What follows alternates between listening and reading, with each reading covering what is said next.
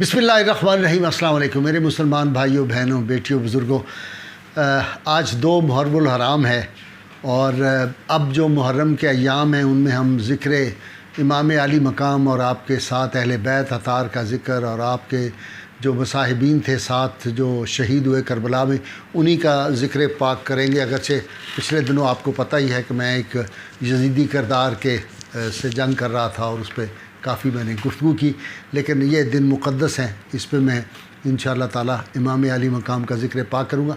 یہ 2 محرم الحرام تھا اور 61 ہجری تھی جب امام علی مقام جو ہیں وہ کربلا کی وہاں پہ پہنچے، سرزمین پاک پہ۔ امام علی مقام جب وہاں پہ پہنچے تو آپ نے لوگوں سے پوچھا، چونکہ حر بن یزید ریاحی جو تھا اس نے فوج لے کے ابن زیاد نے اس کو ساتھ دی تھی، تو اس نے آپ کا رستہ روکا، راستے میں بھی روکا لیکن آپ چلتے رہے۔ یہاں الٹیمیٹ جب روکا تو آپ نے پوچھا یہ جگہ کون سی ہے، تو وہاں کے لوگوں نے بتایا جی یہ جگہ نینوا کہلاتی ہے۔ آپ نے ارشاد فرمایا کہ اور بھی اس جگہ کا نام ہے؟ انہوں نے کہا جی اس کو کربلا کہتے ہیں۔ تو امام علی مقام جو تھے وہ وہاں پہ آپ کی آنکھیں پرنم ہوئیں اور آپ نے کہا یہی ہماری جائے شہادت ہے۔ چونکہ آپ کی شہادت کی جو پہلے خبر ہے یہ رحمت کونین صلی اللہ علیہ وسلم میں ابھی یہ پنگھوڑے میں تھے اور سیدہ ام فضل رضی اللہ تعالیٰ عنہ نے ایک خواب بھی رسول اللہ صلی اللہ علیہ وسلم کو سنایا تھا اور پھر آپ صلی اللہ علیہ وسلم نے ان کو بتایا تھا کہ جبریل امین نے آ کے مجھے بتایا ہے کہ یہ آپ کا جو نواسہ ہے جس سے آپ کو محبت ہے اس کو آپ کی امت شہید کرے گی۔ اور پھر آپ نے فرمایا کہ میرے والد گرامی سیدنا علی مرتضیٰ شیر خدا جب جنگ سے واپس آ رہے تھے، اس وقت آپ نے جنگ صفین سے واپسی پہ اس سرزمین میں پہنچے تو آپ بہت زیادہ اشکبار ہوئے اور آپ نے کہا کہ میرا لاڈلا شہزادہ جو ہے وہ اس سرزمین پہ شہید ہوگا۔ لہٰذا امام علی مقام نے، لیکن یہاں میں یہ عرض کر دوں کہ امام علی مقام کا اخلاق کی بلندی دیکھیے اور عظمت دیکھیے کہ وہی جو حر آپ کو روکنے کے لیے آیا تھا اس کو بھی پانی پلایا، اس کے گھوڑوں کو بھی پانی پلایا، اس کے اونٹوں کو پانی پلایا اور باقاعدہ ان اونٹوں کے ان گھوڑوں کے پاؤں پہ بھی کہا ان کو بھی ٹھنڈے کر دیں، یہ ریت کی وجہ سے جل چکے ہوئے، آپ کے پاس پانی تھا۔ یہ اخلاق کی عظمت ہے۔ اگرچہ حر رضی اللہ تعالیٰ عنہ بعد میں جو تھے وہ امام علی مقام پہ قربان ہو گئے اور بعد میں وہ بدل گئے۔ تو یہاں جب آپ پہنچے ہیں تو آپ نے سب ساتھیوں سے کہا کہ جلدی سے خیموں کے لیے میخیں گاڑنی شروع کر دو۔ تو جب میخیں گاڑنی شروع کی تو ان میں سے تازہ خون نکل آتا تھا، جہاں پہ جگہ کھودتے تھے وہاں سے خون نکل آتا تھا۔ یہ دیکھ کر سیدہ زینب سلام اللہ علیہا بہت زیادہ غمگین ہو گئیں اور رو کے کہا کہ بھائی جان یہ تو خونی زمین لگ رہی ہے، مجھے میرا دل گھبرا رہا ہے یہاں پہ۔ اب اس کے بعد کیا ہوا کہ دوسری طرف ابن زیاد جو تھا اس نے عمر بن سعد، اور دیکھیے یہ ہوتا ہے اللہ تعالیٰ ہر وقت بچائے کہ وہ جو حدیث پاک ہے آپ صلی اللہ علیہ وسلم کی حدیث کا مفہوم ہے کہ آدمی ساری عمر چلتا رہتا ہے جنت کے راستے پہ اور آخر میں کوئی ایسا اس سے فیل ہوتا ہے کہ وہ جہنم کی طرف چلا جاتا ہے۔ ایک آدمی ساری زندگی جہنم کے راستے پہ چلا جاتا ہے، آخر میں ایسا انقلاب آتا ہے جس طرح حور کا آیا کہ وہ جنت میں چلا جاتا ہے۔ یہی حال عمر بن سعد، حضرت سعد بن ابی وقاص فاتح ایران و شام کے صاحبزادے جو ہیں وہ ہے عمر بن سعد، لیکن اس کو ابن زیاد نے کہا کہ تمہیں رے کی گورنی چاہیے تو امام حسین علیہ السلام سے جا کے جنگ کرو، ان کو گرفتار کرو۔ تو پہلے اس نے پس و پیش کی، اس نے کہا یہ بڑا سخت ہوا ہے۔ یہاں پہ ایک نوجوان بچے کا بڑا کردار ہے۔ عمر بن سعد کا سکا بھانجا تھا جس کا نام حمزہ بن مغیرہ بن شعبہ تھا۔ یہ اپنے ماموں کے پاس گیا، اس نے کہا اللہ کے واسطے ماموں جان یہ دنیا کے لالچ میں آل رسول صلی اللہ علیہ وسلم کے خون سے اپنے ہاتھ رنگی نہ کرنا۔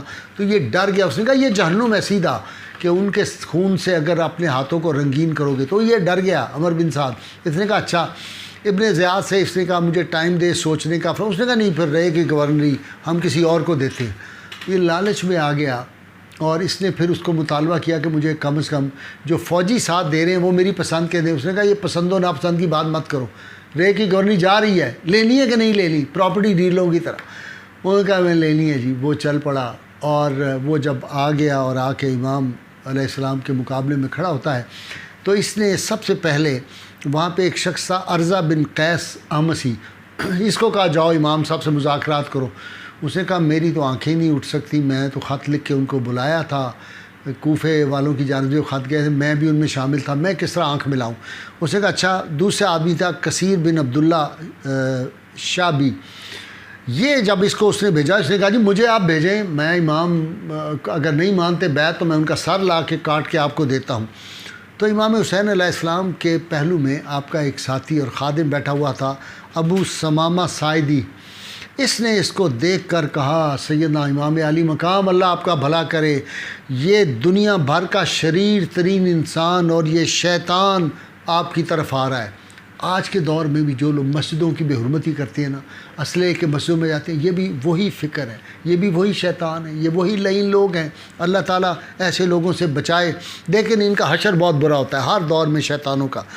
پھر اس نے کرا بن قیس حنظلی کو بھیجا، تیسرے آدمی کو بھیجا۔ یہ جب آیا تھا میں یہاں آپ کو بتا دوں، یہ کثیر جب آیا تو یہ تلوار لگائی ہوئی تھی، آیا تو امام علی مقام کے ساتھیوں نے کہا تلوار ہم اندر نہیں لے جانے دیں گے، آپ خیمے کے اندر جاؤ تلوار رکھ کے۔ یہ اکڑ گیا، کہنے لگا نہیں میں تو تلوار لے کے جاؤں گا۔ انہوں نے کہا پھر تلوار پہ ہم اپنا ہاتھ رکھ گے، کہنے لگا تلوار کے کیوں ٹچ کرو گے؟ انہوں نے کہا پھر تم واپس جا سکتے ہو۔ تو پھر اس نے یہ تیسرا آدمی جو تھا قرہ بن قیس حنظلی کو بھیجا۔ جب یہ آیا تو امام علی مقام نے پوچھا کہ یہ کون ہے؟ انہوں نے کہا حبیب ابن مظاہر جو آپ کے ساتھی تھے رضی اللہ تعالیٰ عنہ۔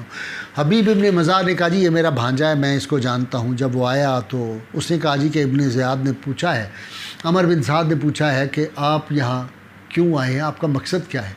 آپ نے فرمایا کوفے والوں نے مجھے خط لکھے ہیں، میں ان کے خط کے جو تھے انہوں نے مجھے دعوت دی ہوئی تھی، اور خط بھی کیسے لکھے تھے ان ظالموں نے کہ اگر آپ نہ آئے تو کل قیامت کے روز ہم اللہ کی بارگاہ میں آپ کی شکایت کریں گے کہ ہم تو یہ ظالم حکمران یزید اور ابن زیاد وغیرہ جو تھے ہم تو ان کے بڑے خلاف تھے، ان کے نمائندوں کے، آپ آئے نہیں، ہماری رہنمائی نہیں کی۔